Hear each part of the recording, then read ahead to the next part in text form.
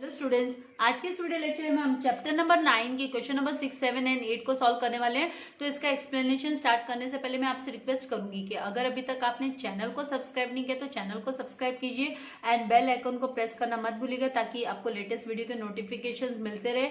Video को like and share जरूर से कीजिएगा। तो यहाँ पर सबसे पहले हम जो है डिस्टिंग्विश बिटवीन, इसमें सबसे पहला दिया है money market and capital market. तो money market and capital market की इसका मीनिंग पहले आपको लिखना है। मैं आपको बार बार रिपीट कर रही हूँ, बार बार याद दिला रही हूँ कि डिस्टिंग्विश बिटवीन में आपको सबसे पहले ना मीनिंग या डेफिनेशन देना है। तो यहाँ पर सबसे पहले मनी मार्केट क्या है, तो money market is a market for lending and borrowing of short term fund. Short term fund है ना, मतलब ब्याज पे पैसा देना, फंड देना एंड बोरो करना, लोन देना और लोन लेना, शॉर्ट टर्म लोन लेना, उससे रिलेटेड है।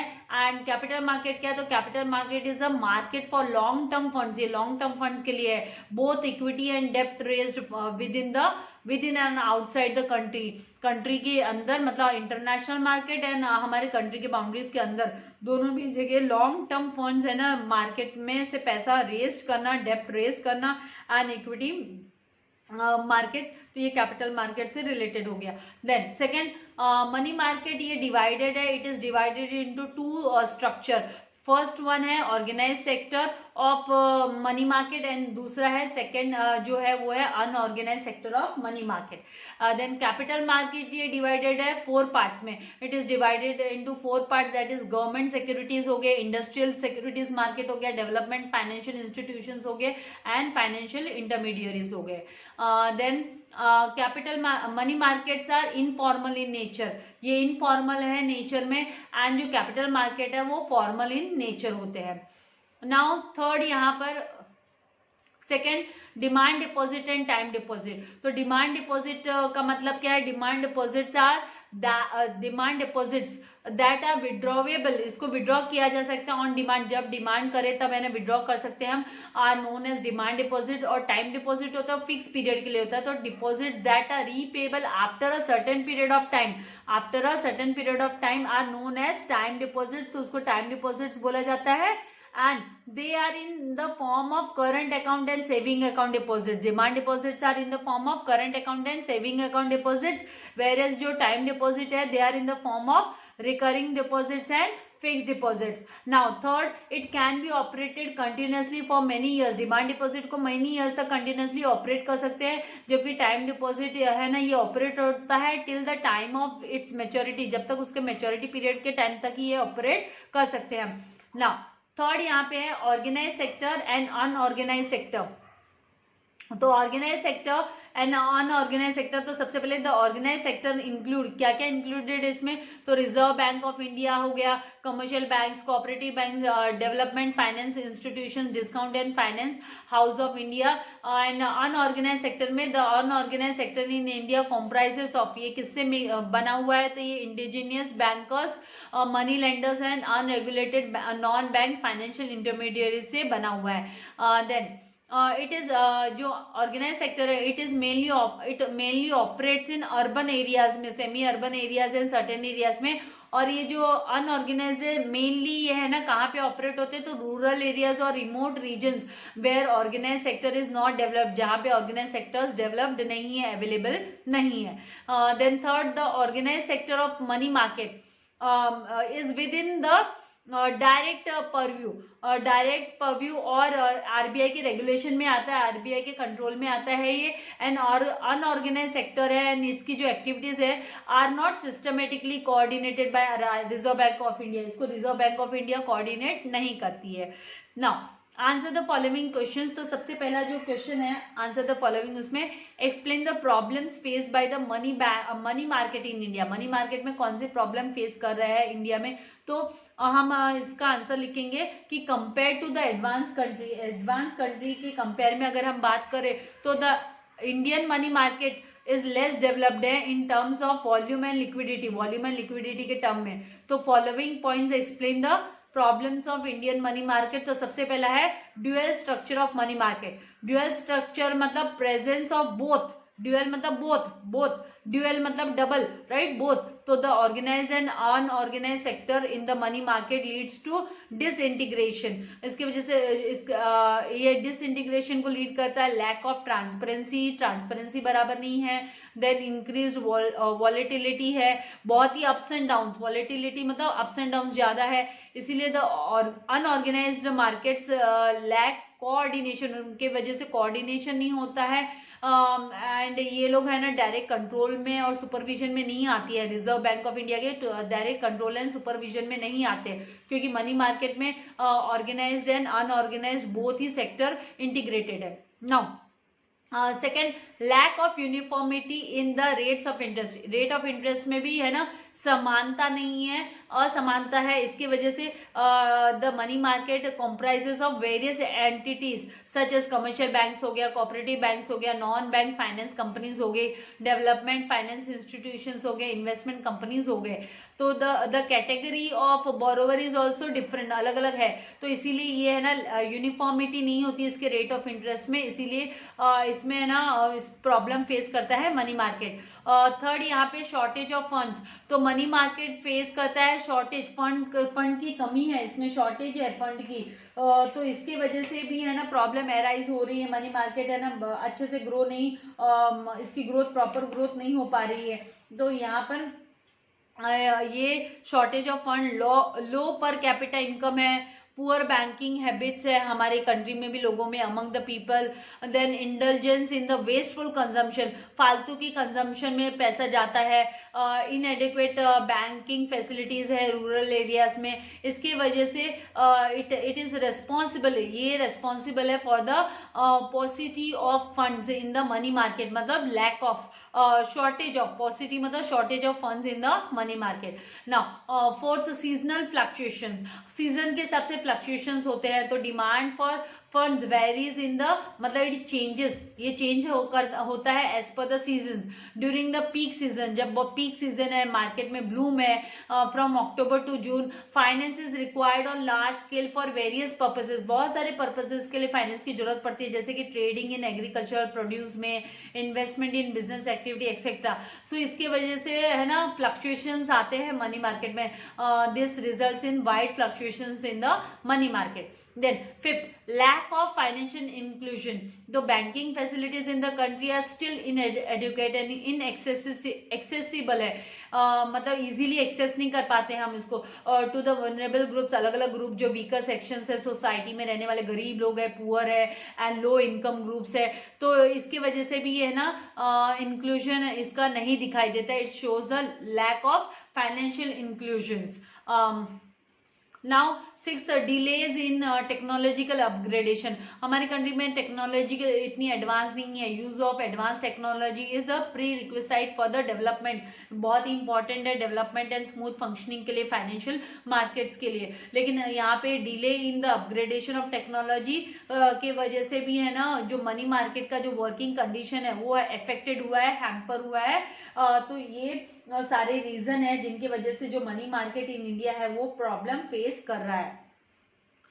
Now second question, explain the functions of commercial banks, commercial banks के फंक्शंस क्या है, ये आप ऑर्गेनाइजेशन ऑफ कॉमर्स में भी आप स्टडी कर रहे हो इसको टॉपिक को, तो कमर्शियल बैंक्स क्या acts as a intermediaries in the country's financial system, ये है ना एज अ इंटरमीडियरी एजेंट के जैसे काम करती है, सेवर्स का पैसा और इन्वेस्टर्स का पैसा to bring together the saver and investors money together, and they are profit seeking financial institutions, उनका मोटो होता है भाई प्रॉफिट अर्न करना, तो ये लोग क्या करते हैं, एक्सेप्ट करते हैं डिपॉजिट्स को, एक्सेप्टेंस ऑफ डिपॉजिट एंड फिर लोन ग्रांट करते हैं, and granting loans and advances, primary functions of ये कमर्शियल बैंक का मेन फंक्शन, मेन एक्टिविटी क्या है कि वो लोन्स एंड एडवांसेस लोन देते हैं लोगों को, और कहाँ से लोन देते हैं तो वो डिपॉजिट्स एक्सेप्ट करते हैं, सेविंग लोगों की इन्वेस्टर्स का पैसा अपने पास रखते हैं और फिर वो लोन करके देते हैं। No,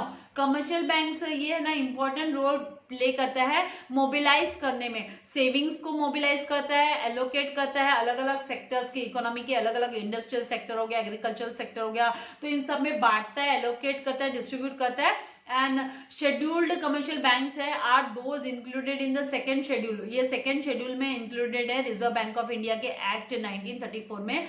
and in terms of ownership and function की बात करें तो commercial bank in India can be classified into 4 categories, इनको 4 कैटेगरीज में हम क्लासिफाई कर सकते हैं। तो पब्लिक सेक्टर हो गए बैंक हो गए, प्राइवेट सेक्टर बैंक्स हो गए, रीजनल रूरल बैंक्स हो गए एंड फॉरेन बैंक्स हो गए।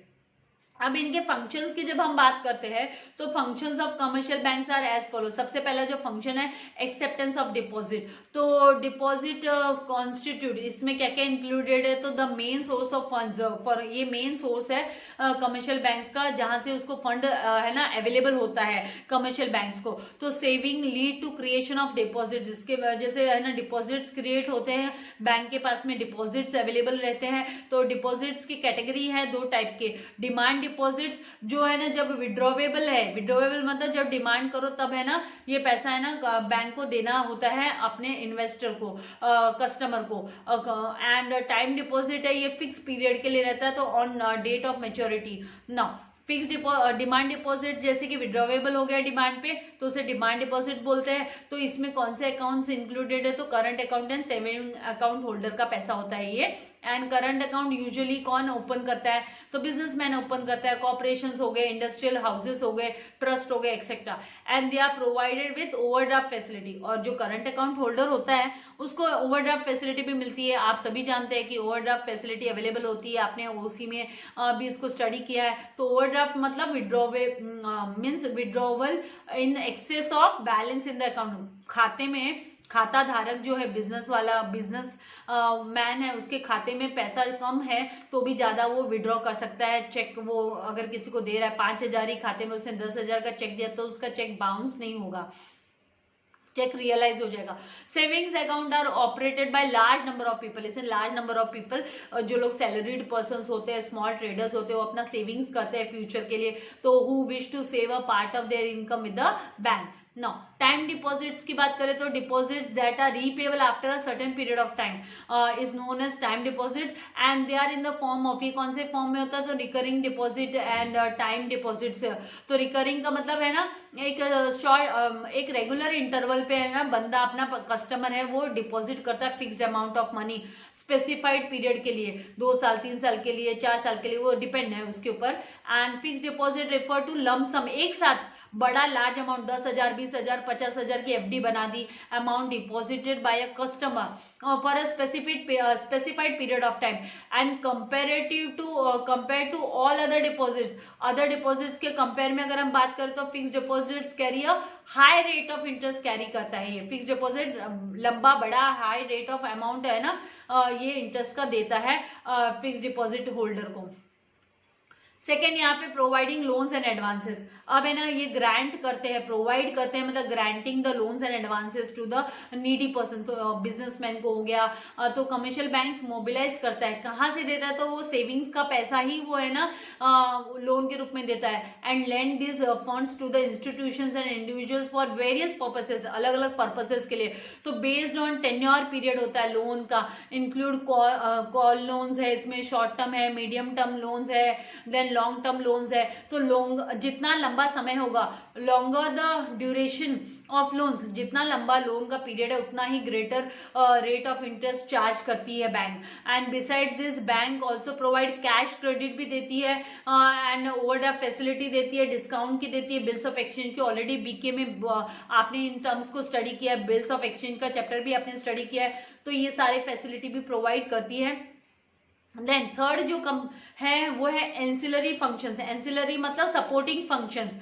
तो commercial bank also provide a range of ancillary services देती है, जैसे कि ट्रांसफर ऑफ फंड हो गया, कलेक्ट करना, मनी कलेक्शन का काम, बिल्स ऑफ एक्सचेंज में आपने देखा ना bill send for collection, then making periodical payments का on behalf of the customer, जैसे बिल पे करना, इलेक्ट्रिक का बिल पे करना, मोबाइल बिल पेमेंट करना, देन लोन पेमेंट करना, मर्चेंट बैंकिंग का, then foreign exchange, then NRI का पैसा है ना एक्सचेंज करना, then safe custody, safe deposit lockers का फैसिलिटी देती है, डीमेट फैसिलिटी का डीमेट फैसिलिटी देती है, इंटरनेट बैंकिंग देती है और मोबाइल बैंकिंग, ये सारे सर्विसेज है ना बैंक देती है। इसके लिए सर्टेन है ना थोड़ा सा अमाउंट चार्ज करती है बैंक, मिनिमल अमाउंट चार्ज करती है इसके लिए। Then creation, credit creation. Now credit की क्रिएशन ये बहुत ही इंपॉर्टेंट फंक्शन है कमर्शियल बैंक का। इसका मतलब क्या है कि commercial banks are creators of credit. जो डिमांड एंड टाइम डिपॉजिट्स का पैसा जो है कॉन्स्टिट्यूट द प्राइमरी डिपॉजिट्स है जो बैंक के, after meeting the reserve requirements, मतलब कुछ पैसा उनको साइड में रखना पड़ता है, रिजर्व साइड में रखना पड़ता है, out of the net demand and time liabilities के अगेंस्ट में उनको बैलेंस है ना साइड में रखना पड़ता है। The balance amount is use for giving. उसके बाद जो बैलेंस अमाउंट रहता है वो है ना लोन वगैरह देने में यूज करती है जो बैंक्स है। 10 सेकेंडरी डिपॉजिट्स और डेरिवेटिव डिपॉजिट्स जो होते हैं वो क्रिएट किए जाते हैं, क्रिएटेड आउट ऑफ लोन्स। जो लोन दिए जाते हैं given by the bank, bank जो लोन देती है उसमें से secondary deposits and derivatives deposits create किए जाते हैं, are created out of loan given. Now जैसे कि एग्जांपल के तौर पे when the bank provides loan to the customer, जब लोन प्रोवाइड करते कस्टमर को तो the loan amount is credited into the bank account. Bank account customer के बैंक अकाउंट में ये है ना क्रेडिट हो जाता है लोन अमाउंट, लेकिन वो एक साथ थोड़ा लोन का पेमेंट होता है। The bank that receives the loan amount, जो बैंक ये लोन अमाउंट रिसीव करता है एज अ डिपॉजिट रिसीव करता है, वो साइड में रखता है, keep aside a certain portion in the form of reserve, reserve के फॉर्म में साइड में थोड़ा सर्टेन अमाउंट रखता है। और आफ्टर मीटिंग द रिजर्व, जब वो रिजर्व का रिक्वायरमेंट पूरा हो जाता है, भाई उसको साइड में पैसा रखना पड़ता है, उसका बाद में जो बचा हुआ पैसा रहता है तो बैंक उसको है ना रिमेनिंग अमाउंट को है ना फिर उधार दे देती है।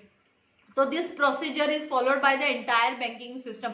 सारे के सारे जो हमारी कंट्री के एंटायर बैंकिंग सिस्टम है वो ये प्रोसीजर फॉलो करते हैं, and leading to the creation of credit, और वो है ना क्रेडिट क्रिएशन करते हैं, लीड करते हैं। तो इन शॉर्ट हम बोल सकते हैं कि commercial bank creates deposits out of the loans given, thereby leading to the credit, leading to the credit creation. Now explain the role of capital market in India. Capital market का role क्या है India में, capital market का role क्या है? तो यहाँ पर जो कैपिटल मार्केट का रोल है, कैपिटल मार्केट पहले तो आपको मीनिंग लिखना है, क्योंकि जब भी आपको ये ब्रीफ आंसर्स में मतलब आपको ये आंसर द फॉलोइंग 8 मार्क्स के लिए आएगा, तो आपको पहले छोटा सा इंट्रोडक्शन मीनिंग वगैरह लिखना है। तो capital market is a market for long term funds both equity and डेप्ट raised within and outside the country, and it is also important constituent of financial institution। उसके बाद में आप रोल लिखोगे, कैपिटल मार्केट का रोल क्या है? तो सबसे पहला मोबिलाइज करता है लॉन्ग टर्म सेविंग्स को। तो there is an increasing demand, बहुत डिमांड इंक्रीज हो रही है इन्वेस्टमेंट फंड्स के लिए, increasing demand for investment funds by industrial organisations है एंड गवर्नमेंट है, तो वो उनकी तरफ से बहुत डिमांड इंक्रीज हो रही है। लेकिन जो अवेलेबिलिटी है फाइनेंशियल रिसोर्सेज की वो इनसफिशिएंट है, वो कंप्लीट वो इनएडिक्वेट है, जो कि है ना डिमांड को पूरा नहीं कर पा रहे। तो जो कैपिटल मार्केट है वो हेल्प करता है मोबिलाइज करने में लॉन्ग टर्म सेविंग्स को, लंबे दर के लिए जो सेविंग्स होती है फ्रॉम वेरियस सेक्शन, अलग अलग सेक्शंस है सोसाइटी के, जो सेक्शन मतलब लोअर सेक्शन के लोग, गरीब है, मिडिल क्लास है, रिच क्लास है। तो through the sale of securities, security sale करके कंपनी सिक्योरिटी सेल करती है। कैपिटल मार्केट है वो सिक्योरिटीज मतलब शेयर्स वगैरह सेल करता है, एंड वो जो पैसा उनको रिसीव होता है शेयर सेल करने के बाद में कैपिटल मार्केट को वो मोबिलाइज करते हैं, वो लोग उनके सेविंग्स को मोबिलाइज करते हैं। गवर्नमेंट को, बड़े बड़े इंडस्ट्रियल ऑर्गेनाइजेशंस को इन्वेस्टमेंट फंड्स रिसीव हो जाता है इसके थ्रू। Then second provides equity capital. तो कैपिटल मार्केट जो है वो है ना प्रोवाइड करता है इक्विटी कैपिटल और शेयर कैपिटल। बड़े बड़े जो कॉर्पोरेट्स हैं, एंटरप्रेन्योर्स है, तो उनको है ना कैपिटल मिल जाता है, इक्विटी कैपिटल मिल जाता है, which could be use to purchase, जिसको है ना वो लोग क्या करते हैं बाद में बिजनेस में उस पैसे को यूटिलाइज करते हैं। वो है ना क्या करते हैं, कंपनी शेयर अपने सेल करते हैं और पैसा रिसीव करते हैं इन्वेस्टर से, तो वो पैसे से वो लोग है ना एसेट्स परचेस करते हैं। बिजनेस में जो फंड की नीड होती है उसको फुलफिल करने में हेल्प मिल जाती है उनको इक्विटी कैपिटल से। देन ऑपरेशनल एफिशिएंसी, तो कैपिटल मार्केट हेल्प करता है, इंक्रीज करता है जो कैपेबिलिटी है बिजनेस को रन करने की कैपेबिलिटी, ऑपरेशंस को इंक्रीज करता है, एफिशिएंसी को इंक्रीज करता है, लोअरिंग द ट्रांजैक्शन कॉस्ट को कम करता है, सिंप्लीफाई करता है ट्रांजैक्शन प्रोसीजर्स को।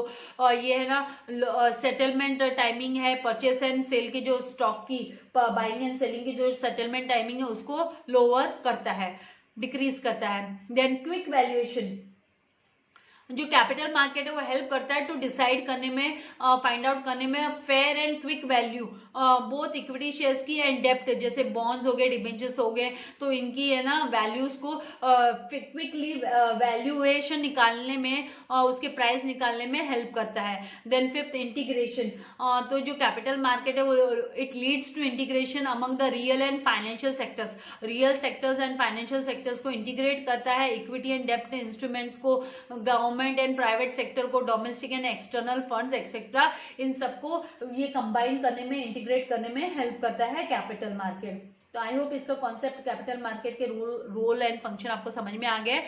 अभी नेक्स्ट हम मूव करते हैं, explain the problems of capital market in India. क्या प्रॉब्लम्स फेस कर रहे हैं कैपिटल मार्केट इन इंडिया में, क्या प्रॉब्लम फेस कर रहे हैं? तो यहाँ पे short introduction, capital market is a capital market for long term funds both equity and depth, हम ऑलरेडी इसको स्टडी कर चुके, जो कि outside and within the country. Now ये कॉन्स्टिट्यूट करता है फाइनेंशियल सिस्टम को, it includes the important constitution of financial system and problems of capital market in India are explain below. तो सबसे पहला प्रॉब्लम हो, फाइनेंशियल स्कैम्स बहुत होते हैं इंडिया में, हमारे कंट्री में जो 2G घोटाले, 4G घोटाले, स्कैम्स, ये वो तो हमने सुने ही है। तो increasing number of financial frauds have resulted in the inseparable loss of capital market, तो उसकी वजह से कैपिटल मार्केट को इनरिपेयरेबल, सॉरी नॉट इनसेपरेबल, इनरिपेयरेबल लॉस हो रहे हैं स्कैम्स की वजह से। तो बिसाइड्स इसके अलावा जो पब्लिक का जो है ना जो ट्रस्ट है वो भी खत्म होता है, कॉन्फिडेंस भी खत्म होता है इंडिविजुअल इन्वेस्टर्स का कैपिटल मार्केट को लेके because of scams. Then second, insider trading and price manipulation. तो insider trading means buying and selling जो होती है सिक्योरिटीज की बाय समवन, जो है ना non public information who access the to the non public, मतलब अनपब्लिश्ड इंफॉर्मेशन, पर्सनल बेनिफिट के लिए जो बाइंग एंड सेलिंग करते हैं, तो इसका भी खासा लॉस होता है। इसकी वजह से भी कैपिटल मार्केट को है ना जो प्रॉब्लम फेस करने को मिलती है। तो ये क्वेश्चन आपको बोर्ड एग्जाम में रिटर्न में आने वाला नहीं है, लेकिन आपको इंटरनल में टीचर्स पूछ सकते हैं, क्योंकि ये सेल्फ स्टडी के लिए है। तो ये वाला जो पर्टिकुलर क्वेश्चन है वो सेल्फ स्टडी के लिए आपको याद रखना है। देन प्राइस मैनिपुलेशन और प्राइस मैनिपुलेशंस जो होते हैं, क्योंकि मैनिपुलेट करते मतलब चीट करते हैं ना भाई, जबरदस्ती का हाइक दिखा देते हैं, जबरदस्ती का लो दिखा देते हैं, तो सिंपली वो लोग रेस करते हैं। तो ये है ना कुछ लोगों के कंट्रोल में जब रहता है तो वो लोग बाइंग एंड सेलिंग शेयर्स की कम ज्यादा का दिखाते हैं अपने पर्सनल फायदे के लिए। तो इसकी वजह से जो इलीगल प्रैक्टिसेस है, इनकी वजह से जो कैपिटल मार्केट की फंक्शनिंग है उस पर इफेक्ट हुआ है। देन थर्ड, इनएडिक्वेट डेप्ट इंस्ट्रूमेंट्स, तो जो डेप्ट इंस्ट्रूमेंट जैसे कि बॉन्ड्स हो गए, डिबेंचर्स हो गए, वो ज्यादा अवेलेबल नहीं है, there is not much trading, इनमें ज्यादा ट्रेडिंग नहीं होती है इन डेप्ट सिक्योरिटीज में, ड्यू टू जो इन्वेस्टर्स बेस है वो नैरोवर है, हमारे जो कंट्री का नैरो इन्वेस्टर बेस है, थोड़े ही लोग इसमें इन्वेस्ट करते हैं। हाई कॉस्ट ऑफ इश्यूएंस, ज्यादा कॉस्ट क्यों लेस है, क्योंकि है ना जो खर्चा है इनके पीछे, इश्यूएंस का खर्चा वो बहुत ज्यादा है, एंड इसकी जो एक्सेसिबिलिटी है वो कम है, वो स्मॉल एंड मीडियम एंटरप्राइजेस वाले लोग ज्यादा नहीं करते। और हमारी जो कंट्री है उसमें ना स्मॉल एंड मीडियम एंटरप्राइजेस ज्यादा है, रिच लोगों का परसेंटेज बहुत कम है। Then fourth, decline in the volume of trade, तो रीजनल स्टॉक एक्सचेंजेस जो है हैव विटनेस्ड, मतलब जो है ना लोकल स्टॉक एक्सचेंजेस है उनमें ना जो बहुत जो वॉल्यूम ऑफ ट्रेडिंग है वो डिक्लाइन हुई है। वो किसकी वजह से, क्योंकि जो इन्वेस्टर्स हैं वो है ना लिस्टेड और प्रीमियर स्टॉक एक्सचेंजेस में ज्यादा पैसा इन्वेस्ट करते हैं, जैसे BSE हुआ, NSE हुआ, तो लोकल उसमें वो लोग इन्वेस्ट नहीं करते हैं, इसलिए वॉल्यूम ऑफ ट्रेड डिक्लाइन हुआ है रीजनल स्टॉक एक्सचेंजेस में। देन फिफ्थ, लैक और informational efficiency, lack of informational efficiency, information है ना टाइम पे समय पे मिलती नहीं है और इसकी वजह से भी तो market is said to be informationally efficient if a company का जो स्टॉक प्राइसेस इनकॉर्पोरेट होता है, जो अवेलेबल इंफॉर्मेशन है करंट प्राइसेस वो है ना सही समय पे मिले तो प्रॉब्लम नहीं, लेकिन वो नहीं मिलता है। बट जो है ना इंडिया में जो इंफॉर्मेशन है वो सही समय पे है ना एफिशिएंटली रिसीव नहीं होती है कंपेरेटिव टू एडवांस कंट्री, तो यहाँ पे जो इन्वेस्टर्स है वो इंटरेस्ट नहीं लेते हैं। इसके लिए कैपिटल मार्केट में को ये प्रॉब्लम्स फेस करनी पड़ती है इंडिया के कैपिटल मार्केट में। अभी फिर से आपको याद दिला दूं कि ये आपको इंटरनल में पूछा जाएगा, लेकिन आपके बोर्ड में ये क्वेश्चन नहीं आएगा। देन क्वेश्चन नंबर 8, यहाँ पे आंसर इन डिटेल में आपको आंसर ये 8 मार्क के लिए, ऐसे वाले क्वेश्चन भी 8 मार्क्स के लिए पूछे जाते हैं। तो explain the role of money market in India, money market का रोल क्या है इंडिया में।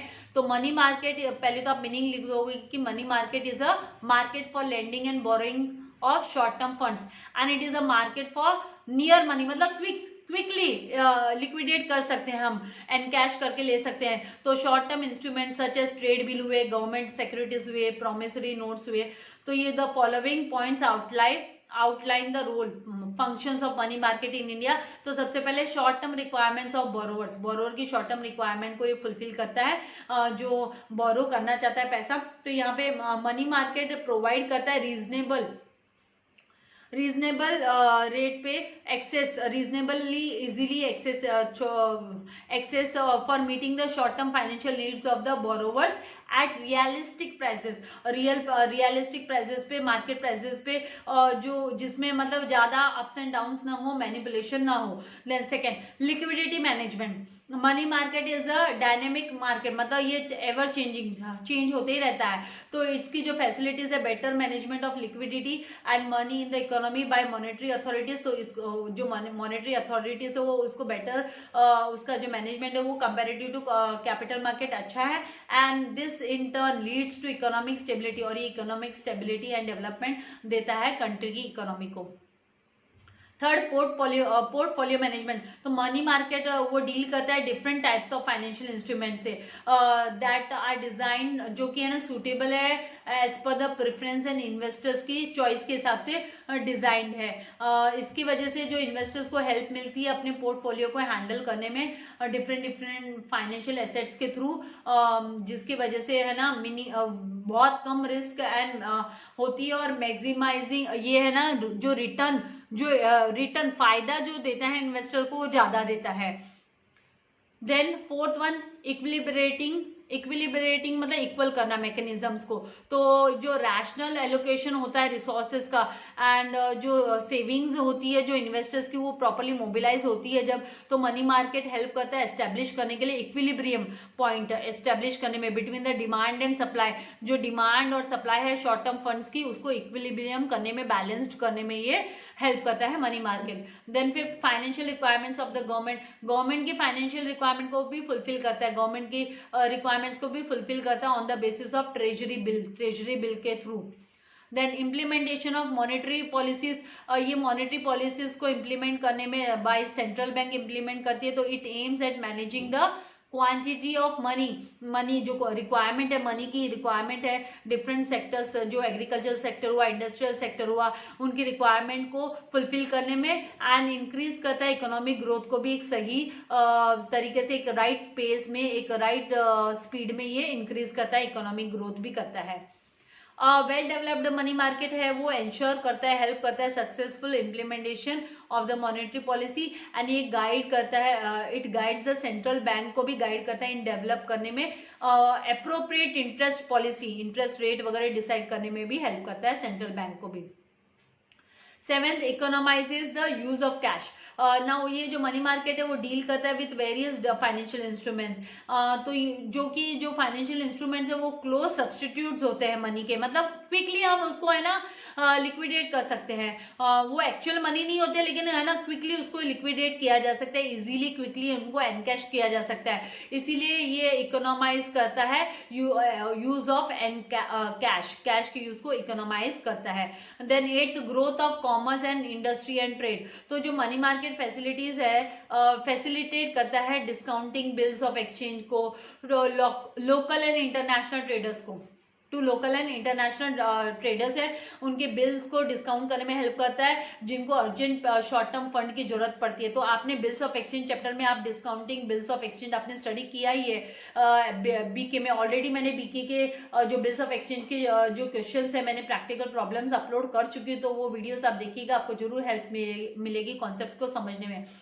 And it provides working capital भी प्रोवाइड करता है जो डे टू डे वर्क के लिए एग्रीकल्चरल सेक्टर को और स्मॉल इंडस्ट्रीज को जरूरत पड़ती है शॉर्ट टर्म फंड्स की, तो वो भी अवेलेबल करके देता है मनी मार्केट। तो ये सारे फंक्शंस है मनी मार्केट के। तो आई होप आपको कॉन्सेप्ट समझ में आ रहा है। अभी लास्ट जो है वो explain the functions of RBI. RBI का, रिजर्व बैंक ऑफ इंडिया के फंक्शंस को एक्सप्लेन करना है, रोल को एक्सप्लेन करना है। तो ये लास्ट क्वेश्चन है। तो एवरी कंट्री, हर एक कंट्री की अपनी खुद की एक सेंट्रल बैंक होती है, एपेक्स बैंक होती है जो है ना पूरे बैंकिंग सिस्टम को हैंडल करता है। तो इंडिया में जो है वो कौन है? Reserve bank of India. तो it is interested with the responsibility money market को रेगुलेट करने के लिए। कंट्री में मनी मार्केट को रेगुलेट करने के लिए reserve bank of India is the apex bank है। तो reserve bank of India is the central bank of our country, India की रिजर्व बैंक ऑफ इंडिया है। Functions of reserve bank of India can be explained as follows. तो सबसे पहला function हमने इसको है ना 11th स्टैंडर्ड में भी इकोनॉमिक्स में मनी वाले चैप्टर में हमने इसको स्टडी किया है कि issue of currency notes issue करने का हक किसको होता है? रिजर्व बैंक ऑफ इंडिया के हाथ में होता है कंट्रोल। तो RBI has the sole right to issue currency notes of all denomination except 1 rupee के नोट एंड कॉइन्स है ना, वो है ना गवर्नमेंट के पास है, गवर्नमेंट सेंट्रल गवर्नमेंट के हाथ में होता है। Now as per the minimum reserve system MRR, minimum reserve system of 1957, जो रिजर्व बैंक ऑफ इंडिया है वो मेंटेन करता है मिनिमम गोल्ड, कम से कम गोल्ड कितना उनको गोल्ड कम से कम रखना होता है, रिजर्व रखना होता है gold and foreign exchange reserve रखने होते हैं ऑफ ₹200 करोड़ के। तो out of foreign exchange reserve रखने पड़ते हैं ऑफ ₹200 करोड़। तो उसमें से आउट ऑफ दिस 200 करोड़ कम से कम 115 करोड़ का गोल्ड है ना रिजर्व बैंक ऑफ इंडिया के पास रिजर्व्ड है, मतलब जमा है, कम उन्होंने सेफ गार्ड करके रखा हुआ है। एंड रिमेनिंग 85 करोड़ का है ना फॉरेन करेंसीज है ना हमारी गवर्नमेंट के पास है, foreign currency and government securities government of India के पास है, रिजर्व बैंक ऑफ इंडिया के पास है।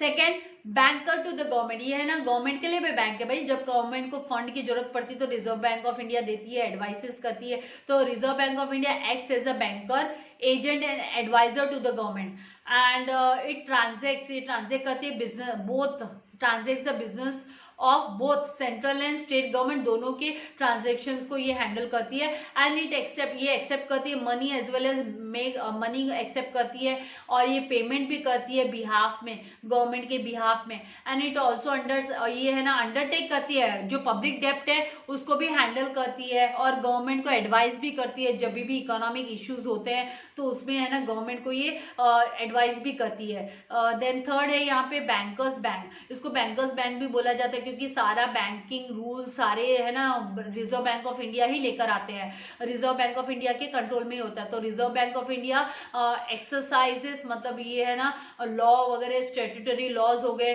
सारे कंट्रोल जो कमर्शियल बैंक्स का है रिजर्व बैंक ऑफ इंडिया के हाथ में होता है। एंड सारे के सारे जो शेड्यूल्ड बैंक है कंपल्सरी उनको है ना CRR मेंटेन करना पड़ता है। CRR मतलब मिनिमम कैश रिजर्व मेंटेन करना पड़ता है with the reserve bank of India, क्योंकि वो लोग जो पैसा लेते हैं पब्लिक का तो उसको उनको है ना वो कुछ CRR भी मेंटेन करना पड़ता है against the demand and time liabilities के अगेंस्ट में। तो reserve bank of India provide करती है, इवन है ना जब कमर्शियल बैंक्स को पैसे की जरूरत होती है तो reserve bank of India even है ना उनको भी जो है ना असिस्टेंस करती है, हेल्प करती है बैंक्स को इन the form of discounting of eligible bills, उनके जो बिल्स है उनको डिस्काउंट करके देती है। लोन्स एंड एडवांसेस प्रोवाइड करती है वो सिक्योरिटी अगेंस्ट सिक्योरिटीज के अगेंस्ट में कमर्शियल बैंक्स को। Then fourth, custodian of foreign exchange reserve, foreign exchange reserve की कस्टोडियन भी होती है रिजर्व बैंक ऑफ इंडिया। तो रिजर्व बैंक ऑफ इंडिया ये है ना सेफ गार्ड करती है हमारी फॉरेन एक्सचेंज रिजर्व को, कंट्री के of the countries foreign exchange reserve, and ये मेंटेन करती है official rate of exchange, maintain करती है रुपी के अगेंस्ट कि भाई डॉलर का रुपी का कन्वर्जन प्राइस क्या है, एज वेल एज इंश्योर करती है स्टेबिलिटी भी बनाए रखती है फॉरेन एक्सचेंज रिजर्व में। Then reserve bank of India also ये हेल्प करती है बाय एंड सेल करने में करेंसीज, मेंबर्स को करेंसीज बाय एंड सेल करने में, इंटरनेशनल मॉनेटरी फंड को जो members of all the members of international monetary fund. Now fifth, controller of credit, credit controller भी होती है ये। तो जो सुप्रीम बैंक हो गई, ये सबसे एपेक्स बैंक है, सुप्रीम बैंकिंग अथॉरिटी ये है हमारी कंट्री की। रिजर्व बैंक ऑफ इंडिया के हाथ में पावर होता है कि वो जो वॉल्यूम है क्रेडिट का, जो क्रेडिट क्रिएट करते हैं कमर्शियल बैंक्स, उसके वॉल्यूम को भी कंट्रोल में रखने का पावर है रिजर्व बैंक ऑफ इंडिया के हाथ में होता है। तो इट ऑल्सो ये मॉनिटर भी करती है, ध्यान भी रखती है कि कितना कैसे क्रेडिट दे रहा है commercial banks, and quantitative methods जैसे कि बैंक रेट हुआ, ओपन मार्केट ऑपरेशंस हुए, वेरिएबल रिजर्व रेशियोस हुआ, जैसे कि cash reserve ratio CRR create करने से लेकर SLR जिसे बोलते हैं स्टेट्यूटरी लिक्विड रेशियो का कंट्रोल भी है ना, क्रेडिट क्रिएट करने का कंट्रोल भी रिजर्व बैंक ऑफ इंडिया के हाथ में होता है। और क्वालिटेटिव मेथड्स जैसे कि ये फिक्स करती है मार्जिन रिक्वायरमेंट्स, भाई सीलिंग मार्जिन कितना होगा किसी भी कमर्शियल बैंक का, क्रेडिट रैशनिंग कितना होगा, मॉरल सुएशंस कितने होंगे, वो रेगुलेट करने का काम भी है ना रिजर्व बैंक ऑफ इंडिया के हाथ में होता है, उनके हाथ में इसका यूज होता है। नाउ सिक्स तो है collection and publication of data. तो reserve bank of India collect करती है, कंपाइल करती है स्टैटिस्टिकल इंफॉर्मेशंस को कलेक्ट करके, और फिर वो डेटा है ना अवेलेबल करके देती है पब्लिक को एंड अदर बैंकिंग, इसको related to the banking and other financial sectors के जो डेटा है वो है ना गवर्नमेंट को एंड अदर अथॉरिटीज को ये है ना कलेक्ट करके कंपाइल करके एक साथ उसको डेटा को स्टैटिस्टिकल इंफॉर्मेशन को प्रोवाइड करती है। Then 7, promotional and developmental functions. तो जो रिजर्व बैंक ऑफ इंडिया है ये है ना प्रमोट करने का एंड डेवलप करने के फंक्शंस भी करती है बैंकिंग सर्विसेज को, एक्सटेंड करती है, such as extending banking services semi urban and rural areas में एक्सटेंड करना, डेवलप करना, प्रोवाइड करना, सिक्योरिटीज डिपॉजिटर्स को सिक्योर करना, उसके अमाउंट को सिक्योर करना। Then development of specialised institutions for agricultural credit के लिए डेवलपमेंट, देन इंडस्ट्रियल फाइनेंस का डेवलपमेंट। तो प्रमोशनल एंड डेवलपमेंटल फंक्शंस का भी काम करती है reserve bank of India. And दूसरी अदर फंक्शंस है कि reserve bank of India clearing house for settling the account settle करने का काम between the member bank and others, and ये है ना जो last as a lender of last resort, क्योंकि ये प्रोवाइड करते हैं लिक्विडिटी, ये प्रोवाइड करती है liquidity to the other banks, liquidity to banks experiencing financial difficulty. जिन बैंक को है ना फाइनेंशियल डिफिकल्टी आती है तो ये उनको है ना लोन प्रोवाइड करती है, एडवांसेस प्रोवाइड करती है। तो ये इस तरीके से जो रिजर्व बैंक ऑफ इंडिया है ये इसका रोल एंड फंक्शन है। तो आई होप आपको कॉन्सेप्ट समझ में आ गया। तो इसी के साथ ये जो एक्सरसाइज है वो मैंने आप लोगों को प्रोवाइड कर दिया। इस चैप्टर का एक्सप्लेनेशन मैं धीरे धीरे आप लोगों के लिए इसके एक्सप्लेनेशन की वीडियो अपलोड करते जाऊंगी। एंड अभी जो लास्ट चैप्टर नंबर 10 है उसकी एक्सरसाइज भी जल्दी मैं आप लोगों के लिए अपलोड करूंगी। तो वीडियो को लाइक करना एंड शेयर करना मत भूलिएगा। एंड नोटिफिकेशंस पाने के लिए आपको बेल आइकॉन बटन को प्रेस करना जरूरी है और चैनल को सब्सक्राइब कीजिए ताकि लेटेस्ट नोटिफिकेशंस आपको मिलते रहे। Thank you very much. God bless you all dear students.